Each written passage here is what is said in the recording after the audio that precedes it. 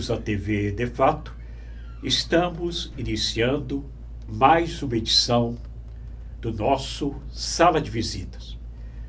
Estamos num momento muito conturbado na humanidade. É guerra para todo lado. Eu acredito que estamos na iminência de uma terceira guerra mundial. Há fios desencapados em diversas partes do planeta, no Oriente Médio, no leste europeu, tudo pronto, provavelmente para um conflito mundial. Além disso, o materialismo toma conta da humanidade. O ter está suplantando o ser. Numa conjuntura como essa, a gente tem que começar a pensar um pouco em Deus. Eu acho que religiões ajudam um pouco numa situação tão crítica como essa. Pensando nisso, hoje nós vamos conversar com o padre Adriano Mendes de Pinho, que está completando 5 anos de ordenação sacerdotal. Ele é o pároco da Catedral Nossa Senhora do Rosário. Padre Adriano, é um prazer recebê-lo aqui na sala de visitas da De Fato. Obrigado, Fernando, pelo convite. Obrigado à equipe da De Fato por me receber aqui para esse momento de bate-papo, que já está sendo agradável para mim encontrar-me com você, Fernando. A recíproca verdadeira, é um prazer imenso conhecê-lo pessoalmente. Obrigado. Ô padre, conforme eu disse aqui na abertura, nós estamos vivendo um momento muito tenso na humanidade, não só na questão da violência, das guerras em vários pontos do planeta, mas o meio ambiente também é preocupante. Parece que uma construção natural da força superior do Deus vai sendo degradada pelo homem a ponto de chegar a uma situação quase que irreversível. Eu não sei onde esse planeta vai parar. Aí eu pergunto para o senhor, num quadro tão alarmante como esse, um quadro tão pessimista como esse, como procurar Deus? Onde encontrar Deus numa situação aparentemente desesperadora? Muito bem, Fernando. Eu gosto muito de uma reflexão proposta pelo apóstolo São Paulo. Ele diz assim: a esperança não decepciona. E nós devemos ter a esperança de dias melhores. Nós bem sabemos que em diversas épocas, lugares e culturas diferentes, o homem sempre teve uma dimensão religiosa, uma busca pela transcendência. A própria palavra religião significa religar. Religar-se a algo maior, a algo que busque dê sentido para a vida humana. Embora o nosso tempo seja um tempo de crise, e é muito interessante que a palavra crise ela tem a mesma raiz etimológica da palavra crisol. O crisol era um instrumento utilizado para a purificação do ouro no fogo. Então, todo tempo de crise é um tempo de purificação. E sempre como resultado é possível ter uma síntese positiva deste processo de crise. Ao longo da história do cristianismo, se nós percebermos as grandes crises vivenciadas pela igreja, foram períodos também onde surgiram grandes expoentes de fé, homens e mulheres que deram testemunhos da sua fé. Por exemplo, no período da decadência do Império Romano, nós temos ali um grande pensador que foi Santo Agostinho. Posteriormente, nós vamos ter o grande pai do monaquismo ocidental, São Bento de Núrcia. No período da Reforma Protestante, Essa foi complicada, né? Onde a igreja também tinha problemas internos, houve também um movimento interno na igreja que chamamos de Contra-Reforma, que surgiram grandes expoentes, como São Felipe Neri, Santa Teresa de Ávila, São João da Cruz, Santo Inácio de Loyola. Pessoas que mostraram que era possível encontrar sentido para viver a partir do dado da fé. E fato é que o homem é um ser religioso.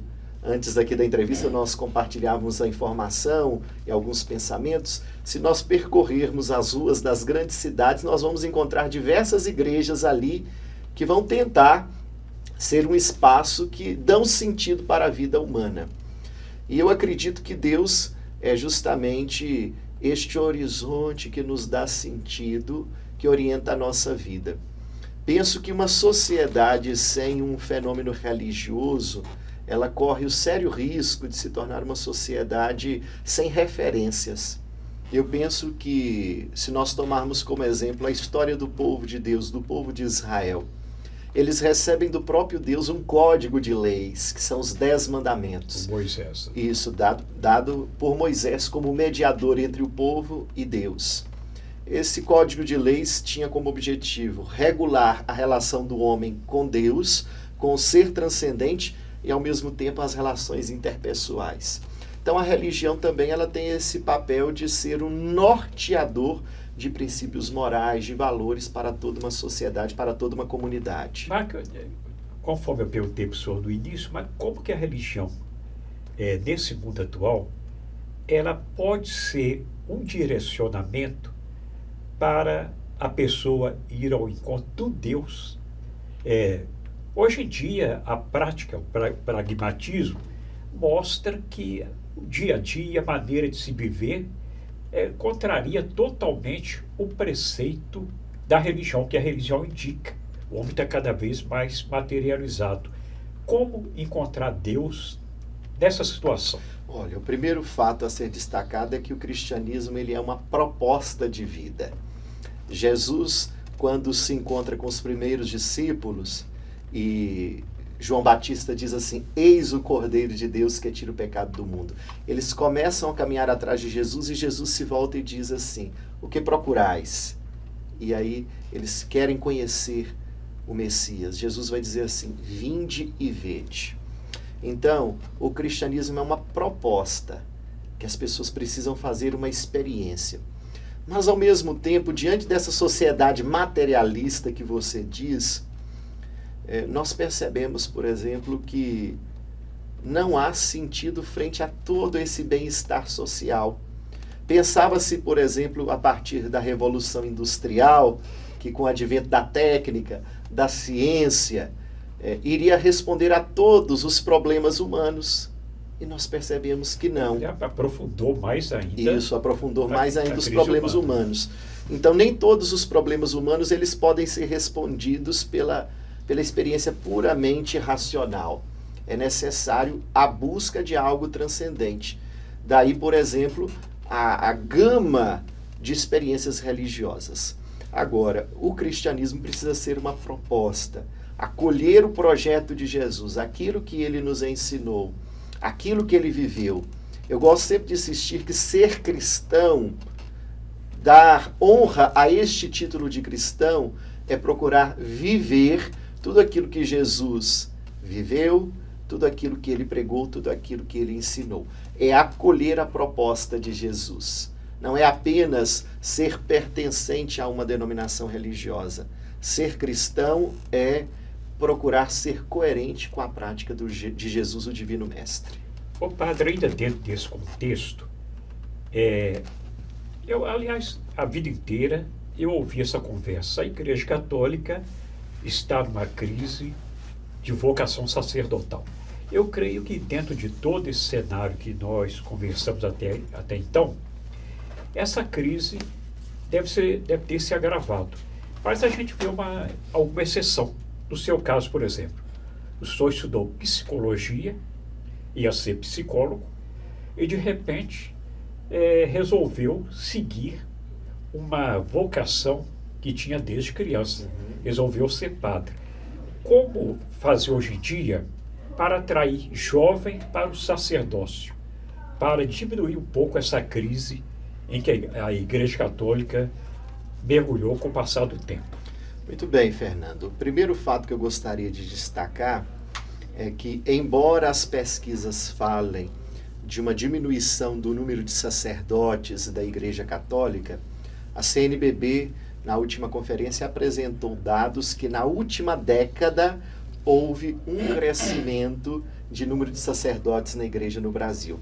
Lembrando que o processo formativo de um sacerdote hoje é, em média, 9 anos. 9 anos. 9 anos. O candidato passa por uma formação chamada ano propedêutico, depois cursa 3 anos residindo no seminário, 3 anos de filosofia e 4 anos de teologia.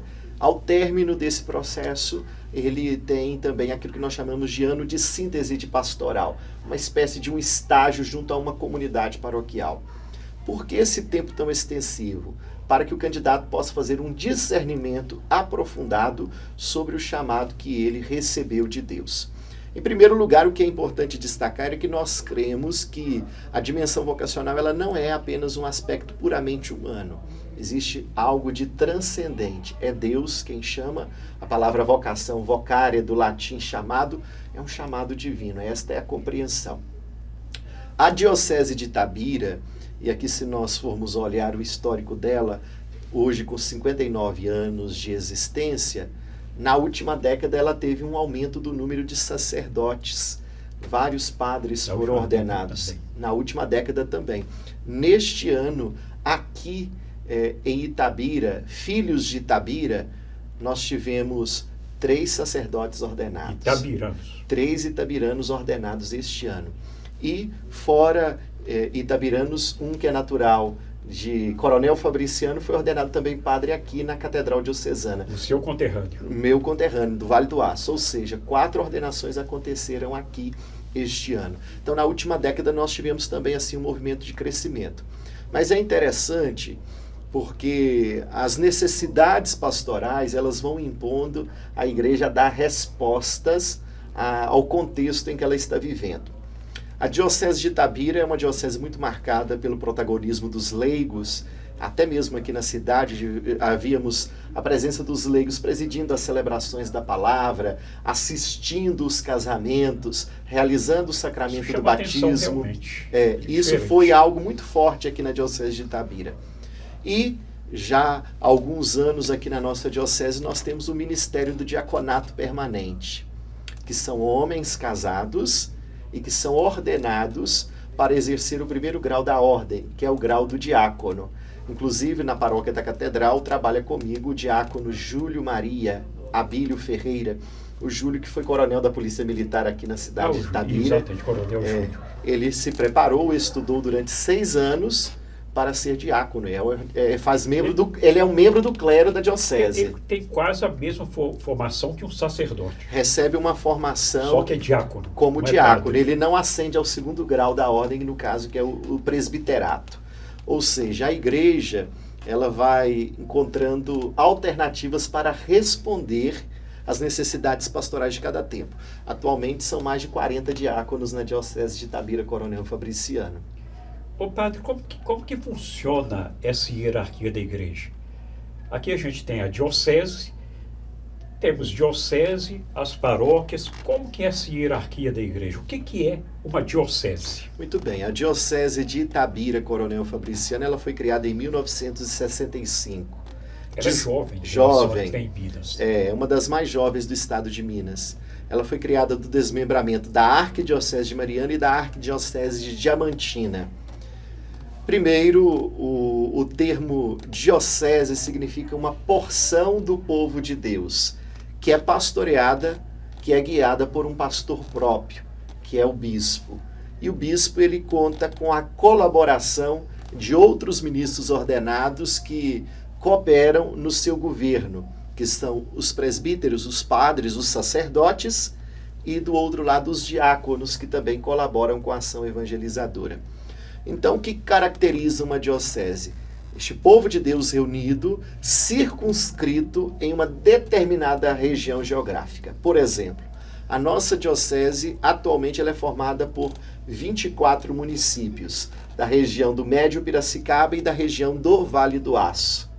Em torno aí, talvez, de quase 900 mil habitantes, que compreende a diocese de Itabira, o território onde a diocese está presente. E o bispo, no atual momento, Dom Marco Aurélio, ele governa, ele tem a missão de ser aquele que, em nome do próprio Cristo, rege a Igreja de Jesus Cristo presente nesse território de 24 municípios e somos 51 paróquias aqui na Diocese de Itabira, Coronel Fabriciano. Então é por isso que dá para entender por que houve essa desagregação da Diocese de Mariana, porque seria uma diocese gigantesca.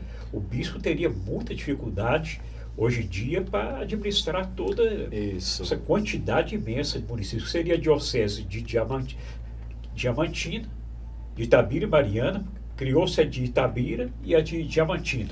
A de Diamantina já existia. Já existia. Ela foi a primeira a ser desmembrada da Arquidiocese de Mariana. Nós somos a filha caçula da Arquidiocese de Mariana, digamos assim.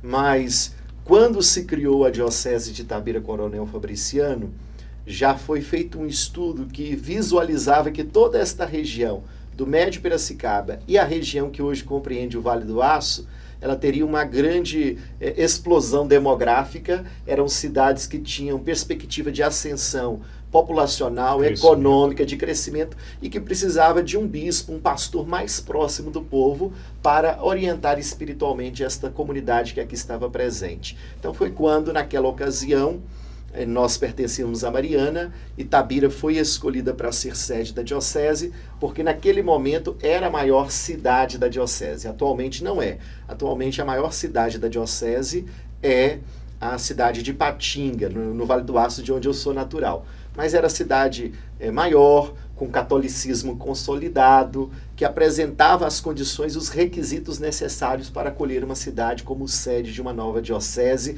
de um novo bispado. E sua função aqui em Itabira? O senhor é pároco da catedral. O senhor já passou por outras paróquias aqui em Itabira, desses 5 anos, até virar pároco da catedral.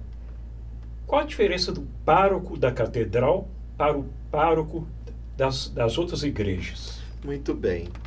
O termo pároco significa aquele que é o pastor próprio de uma determinada comunidade. O termo paróquia significa aquilo que está dentro de uma mesma vizinhança. A paróquia Nossa Senhora do Rosário, a Catedral Diocesana de Itabira, é uma paróquia peculiar. Ela já está prestes a completar 200 anos de existência. Ela é do ano de 1826.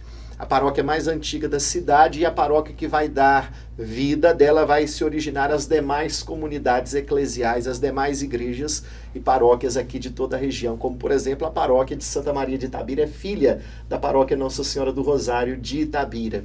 A paróquia de Senhora do Carmo vai ser filha da paróquia também de Nossa Senhora do Rosário. A paróquia Nossa Senhora da Saúde do mesmo modo.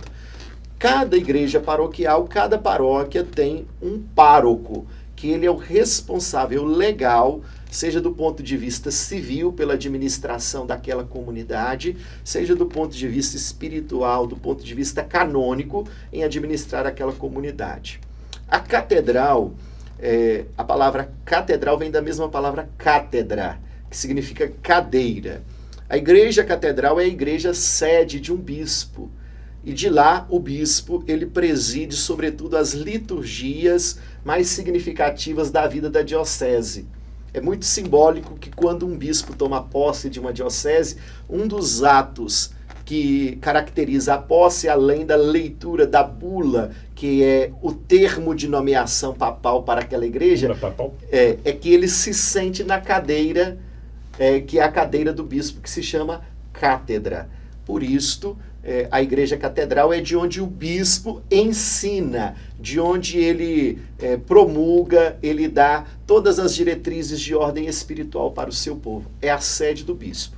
Mas a igreja que é sede do bispo, no caso a catedral, ela é uma paróquia, ela tem um pároco que é o responsável pela administração daquela comunidade. Como você disse, antes de eu assumir a catedral, eu tive a oportunidade de trabalhar durante 2 anos como vigário paroquial da paróquia Nossa Senhora da Piedade, no bairro Campestre.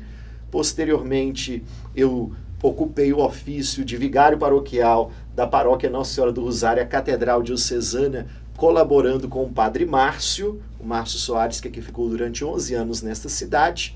E concomitante a este mesmo período, eu administrava a paróquia Nossa Senhora do Carmo, no distrito de Senhora do Carmo. Você tinha responsável de 2 paróquias. Duas paróquias. Cidade, outra no distrito. Isto. Aos finais de semana eu ia até o distrito de Senhora do Carmo para prestar assistência espiritual, administrar economicamente aquela comunidade. Então o pároco é esse que tem a função de animar a comunidade nas suas ações pastorais. É ele que tem a responsabilidade primeira de administrar os sacramentos que são conferidos naquela comunidade, como casamento, batizado, presidir as eucaristias, as missas daquela comunidade, administrar os bens temporais, que são os bens que aquela comunidade possui, o patrimônio material, o patrimônio também histórico, artístico, como por exemplo, a paróquia Nossa Senhora do Rosário é a detentora da Igrejinha do Rosário, que é a primeira igreja da cidade de Itabira, de onde Itabira surge enquanto ocupação populacional. Ô padre, e qual a diferença de uma catedral para uma basílica? Muito bem, Fernando. A igreja catedral, ela é escolhida para ser, como eu disse, a sede de um bispado. É a principal igreja de uma diocese. Já uma basílica, normalmente, é uma igreja de relevância histórica, cultural e também de relevância espiritual para uma comunidade. E quando esta igreja se destaca dentro desses aspectos, seja pela sua beleza arquitetônica, pela relevância daquela comunidade, o bispo, ele solicita ao Papa que dê àquela igreja, pela relevância que ela possui, o título de igreja como basílica. Por exemplo, vamos tomar a igreja da Serra da Piedade, aquela ermida que tem a imagem de Aleijadinho, quando ele talha a imagem de Nossa Senhora da Piedade. Ela é considerada a menor basílica do mundo. Então, ela é basílica? Ela é santuário basílica. A igreja do Alto da Serra da Piedade. Nós temos também a igreja do Pilar, em Ouro Preto, sua terra natal. Ela também é uma igreja basílica. Em um determinado momento, os bispos, onde aquelas igrejas estavam situadas, solicitou a Santa Sé que desse àquela igreja o título de Basílica Menor. Somente a Santa Sé, por meio do Santo Padre, o Papa, é que pode instituir uma igreja, denominá-la como Basílica. E essa nomeação da Igreja do Pilar, então, é bem recente. Era a matriz do Pilar somente, de uma hora para outra, precisou ser chamada de Basílica. Isso, pelo que eu sei, foi ainda no governo de Dom Geraldo Lírio Rocha que esse pedido de que aquela igreja fosse elevada à dignidade de basílica foi concedida. Agora, o padre, o senhor está com 5 anos de ordenação sacerdotal, comemorou agora há pouco tempo. O que o senhor está achando desse ministério, dessa sua missão na vida? Como o senhor se sente? É exatamente o que o senhor sonhava para a sua vida? Como o senhor se sente no exercício desse ministério? Eu quero começar esta minha partilha trazendo um pensamento de Dom Helder Câmara. Ele dizia assim: é graça divina começar bem, graça maior persistir na caminhada, mas graça das graças é nunca desanimar. Fernando, eu acredito que todas as escolhas que nós fazemos na vida, elas são marcadas por momentos de muita alegria, mas também de muitos desafios. Embora possamos pensar que 5 anos sejam pouco tempo do ponto de vista cronológico, do ponto de vista existencial, o sacerdócio já me possibilitou uma gama, uma diversidade de experiências que enriqueceram a minha vida. Embora já tenha experimentado momentos de noites escuras e de dissabores, porque nem sempre a gente encontra aplausos ou uma correspondência positiva, mas eu digo para você que sou muito feliz. Se 100 vidas eu tivesse, 100 vezes eu queria ser padre. O padre, a gente está com o senhor, naturalmente tem seus compromissos agora, então a gente está com o tempo aqui definido. Uma outra oportunidade eu gostaria de conversar com o senhor, que tem assunto aqui para o dia inteiro, tranquilamente. Religião é muito bom.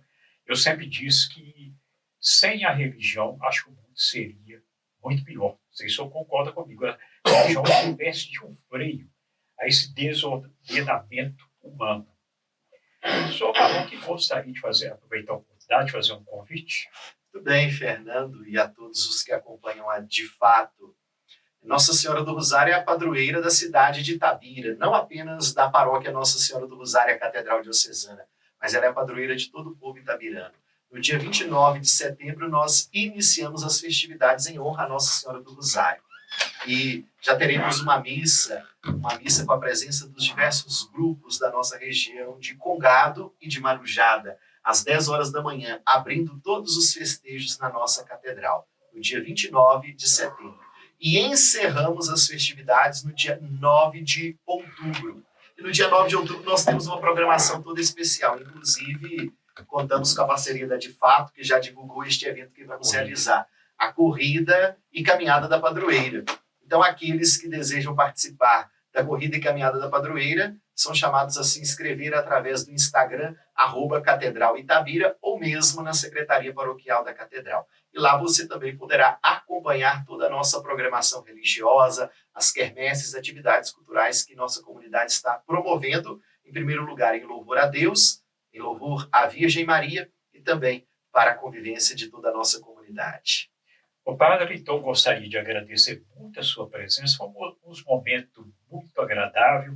Acho que passou uma mensagem de muito alento, de muita tranquilidade, de muita esperança e de bom exemplo de vida, principalmente para a nossa juventude. Muito obrigado pela sua presença. Obrigado, Fernando.